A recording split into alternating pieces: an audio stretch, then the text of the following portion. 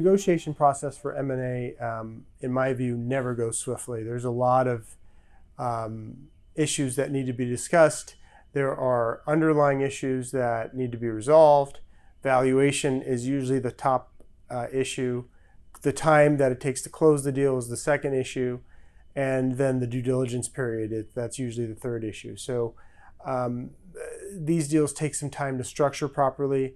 In my experience, it's worth it, and each party, the acquirer and the seller, should have good counsel involved to make everyone's lives smoother and to ensure that the deal is shepherded as efficiently and smoothly as possible.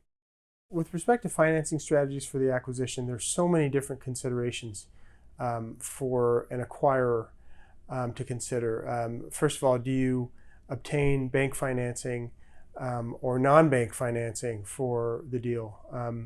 Meaning you can go to a traditional bank and try to sign up through an SBA program or another traditional financing program. Alternatively, you can leverage the deal on your own balance sheet, and there's consequences to that as well. Although self-finance deals, in my experience, are faster. So that's really the big issue, is whether you obtain bank financing or there's self-financing involved, and the terms and consequences of that financing need to be considered in your valuation and the expediency in which you want to close the deal. I think due diligence is the most critical aspect of acquiring or selling your business. Each party, the acquirer and the seller, has different perspectives on due diligence. And the acquirer generally wants as much time as possible to kick the tires, to check out what they're buying. The seller, on the other hand, wants to get done quickly and doesn't want the deal to be hung up on due diligence. Some of the classic examples that I've seen over the years are a lack of record keeping by the selling party, a lack of financing lined up by the acquiring party.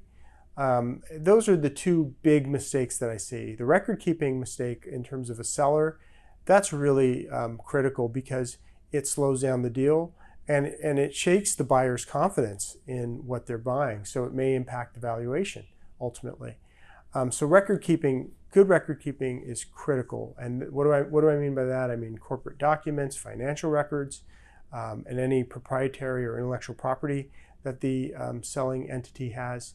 And on the other hand, on the purchasing side, having your financing actually lined up, ready to go, that is critical, because if you get through the 1 yard line and you're unable to deliver, the whole deal is going to go sideways. So, for example, I've seen a acquiring entity fall short, in terms of being able to acquire another company, and they had to pay a breakup fee that was associated with failing to consummate that transaction. And that breakup fee was a significant amount of money.